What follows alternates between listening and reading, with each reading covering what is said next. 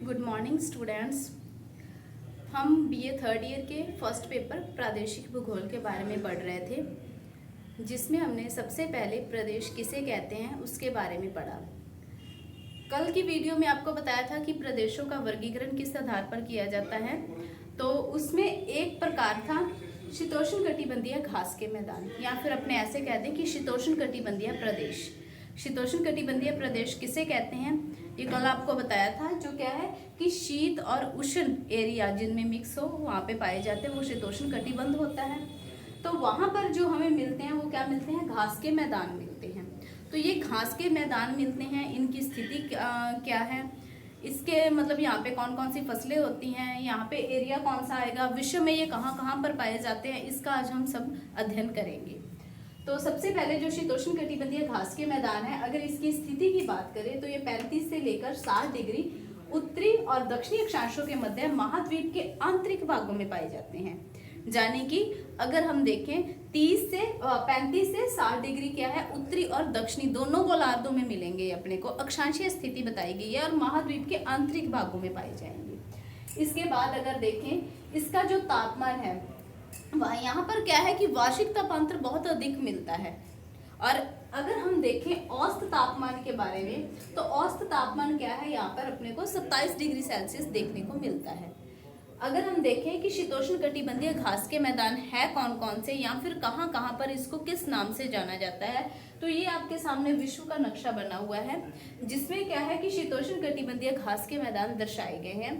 सबसे पहले आपको पता है कि ये अपना है उत्तरी अमेरिका, ये है दक्षिणी अमेरिका, ये है यूरोप महाद्वीप, ये एशिया महाद्वीप, ये अफ्रीका महाद्वीप, ये ऑस्ट्रेलिया महाद्वीप।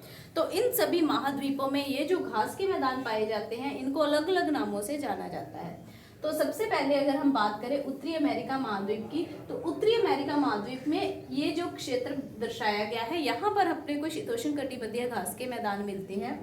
इसे यहाँ पर प्रेरीज के नाम से जाना जाता है। ये बहुत बार क्वेश्चन एग्जाम में पुट होते हैं कि प्रेरीज, पंपास, वेल, डाउन ये कहाँ पर पाए जाते हैं, या इनका आपस में मिलान करना। तो जो उत्तरी अमेरिका है वहाँ पर शीतोष्णकटिबंधीय घास के मैदान को प्रेरीज के नाम से जाना जाता है। इसी के बाद अगर देखें दक्षिणी अमेरिका, तो दक्षिणी अमेरिका में इस घास के मैदान को पंपास के नाम से जाना जाता है। इसके बाद अगर बात करें यूरोप महाद्वीप की, तो यहाँ पर इसको स्टेपीज के नाम से जाना जाता है। और अगर देखें अफ्रीका महाद्वीप में, तो अफ्रीका में इसको वेल्ड के नाम से जाना जाता है। और वहीं अगर देखें ऑस्ट्रेलिया महाद्वीप के बारे में, तो ऑस्ट्रेलिया में इसको डाउन्स के नाम से जाना जाता है। ऑस्ट्रेलिया के पास जो न्यूजीलैंड का एरिया हो गया, छोटे छोटे और द्वीप हो गए, वहाँ पर इसको कैंटरबरी के नाम से जाना जाता है। तो एक बार आप इसको अच्छे से देख लेना, इसका चाहे तो आप स्क्रीनशॉट लेके भी रख लेना। इसमें क्या है कि शीतोष्णकटिबंधीय घास के मैदान के बारे में पूरे विश्व में इसका वितरण दर्शाया गया है कि शीतोष्णकटिबंधीय घास किस जगह पर किस नाम से जाने जाते हैं। इसके बाद अगर हम बात करें, यहाँ पर तापमान क्या था कि 27 डिग्री सेल्सियस औसत तापमान मिलता है। इसके बाद अगर देखें वर्षा की मात्रा, तो यहाँ पर जो वर्षा पाई जाती है वो बहुत ही कम वर्षा होती है। और यहाँ पर अगर देखें वार्षिक वर्षा की मात्रा है वो 25 से 50 सेंटीमीटर के बीच ही मिलती है। तो वर्षा की मात्रा क्या है, बहुत कम है। वैसे पता चल रहा है कि वर्षा कम हो रही है, इसीलिए यहाँ पर क्या है, घास के मैदान मिलते हैं। प्राकृतिक वनस्पति की बात करें तो वनस्पति यहाँ पर क्या है, बड़े बड़े पेड़ पौधे नहीं मिलते हैं यहाँ पर प्राकृतिक वनस्पति में घास के मैदान ही मिलते हैं। और ये जो घास के मैदान मिलते हैं, इनको भी अलग अलग नामों से जाना जाता है।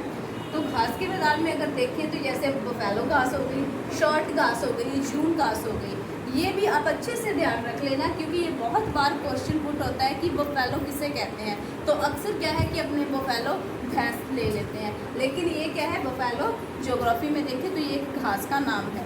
बफेलो घास हो गई, शॉर्ट घास हो गई और जून घास हो गई। ये क्या है, यहाँ की मुख्य घास है, या फिर मुख्य प्राकृतिक वनस्पति के रूप में पाई जाती है। इसके बाद अगर बात करें पशुपालन की, तो स्वाभाविक सी बात है कि अगर ये घास के मैदान है तो घास के मैदानों में पशुपालन अधिक मिलेगा अपने को, ठीक है ना, क्योंकि ये नॉर्मल सेंस है कि यहाँ पर घास वगैरह होगी, वहाँ पर पशुपालन क्या है, अधिक व्यवसाय, मुख्य व्यवसाय होता है। तो पशुओं की बात करें तो पशुपालन में यहाँ पर गायें हो गई, भैंस हो गई, घोड़े हो गए, भेड़ें हो गई, ये सारे पाए जाते हैं। और वैसे भी आप लोगों ने पढ़ा होगा कि ऑस्ट्रेलिया में मरे डार्लिंग नदियाँ बहती हैं। तो जो ऑस्ट्रेलिया की मरे डार्लिंग नदी बहती है वहाँ पर भी क्या है, मैरिनो भेड़ पाई जाती है। जो मैरिनो भेड़ पाई जाती है उसकी ऊन क्या होती है कि बहुत प्रसिद्ध ऊन होती है, यानी कि वो बहुत फेमस है। तो वो अपने को ऑस्ट्रेलिया महाद्वीप में ये मैरिनो भेड़ मिलती है। इसके बाद अगर देखें कृषि में, तो कृषि में क्या है कि कृषि भी हालांकि ज़्यादा मात्रा में तो यहाँ पर घास ही होती है, लेकिन कई जगह ऐसे हैं यहाँ पर क्या है, गेहूं की फसल, मक्के की फसल, कपास हो गया, जौ हो गया, ये सारी फसलें उगाई जाती हैं। इसके बाद अगर देखते हैं अर्जेंटीना में एक अल्फा नाम की फसलें भी उगाई जाती हैं, जिसको अल्फा नाम से जाना जाता है। ध्यान में रखना, अर्जेंटीना में एक फसल है जिसका नाम है अल्फा। और वहीं अगर देखें जो स्टेपीज प्रदेश है, स्टेपीज अभी आपको बताया था ये वाला प्रदेश, इसको क्या है कि bread basket of the world कहते हैं, ठीक है, कि विश्व का क्या है, ये ब्रेड बास्केट है। तो ये कौन सा एरिया है, स्टेपीज प्रदेश का एरिया के जो है ये इस नाम से जाना जाता है। खनिज संसाधनों की बात करें तो खनिज की दृष्टि से ये भरपूर एरिया है। कई जगह ऐसी हैं यहाँ पे बहुत से खनिज मिलते हैं। नॉर्मल अगर देखें तो यहाँ पर जो खनिज है, कोयला हो गया, मिट्टी का तेल हो गया, सोना हो गया, ये सारे खनिज पाए जाते हैं। और इसके अलावा अगर देखें अफ्रीका महाद्वीप में ट्रांसवाल प्रांत है, यहाँ पर क्या है, विश्व प्रसिद्ध सोने की खान मिलती है। और वहीं देखिए अगर किम्बरले, ये भी अफ्रीका महाद्वीप में, ये यहाँ पर क्या है, हीरे पाए मिलते हैं। तो सोने की खान के लिए ट्रांसवाल और हीरे के लिए किम्बरले, अफ्रीका महाद्वीप में। उद्योगों की बात करें तो उद्योगों में क्या है, पशु, पहले ही आपने देख लिया कि पशु यहाँ पर ज़्यादा मिल रहे हैं। तो उद्योगों में पशुपालन उद्योग हो गया, चमड़ा उद्योग हो गया, इसके अलावा लौह इस्पात उद्योग हो गया, सूती वस्त्र उद्योग हो गया। तो ये सारे उद्योग भी यहाँ पर पाए जाते हैं, यानी कि इन सभी उद्योगों का यहाँ पर बहुत अधिक मात्रा में, भरपूर मात्रा में विकास हुआ है।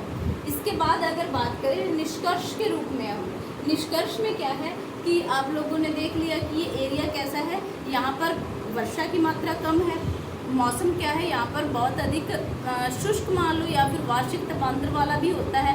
हालांकि ये शीत और उष्ण एरिया है, लेकिन फिर भी क्या है कि यहाँ पे विषम परिस्थितियाँ पाई जाती हैं।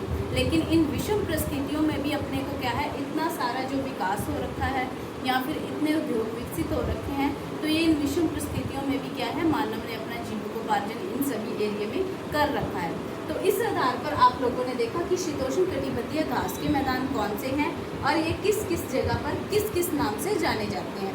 इसके बाद हम नेक्स्ट वीडियो में इससे आगे वाला जो प्राकृतिक प्रदेश है उसके बारे में पढ़ेंगे। Thank you.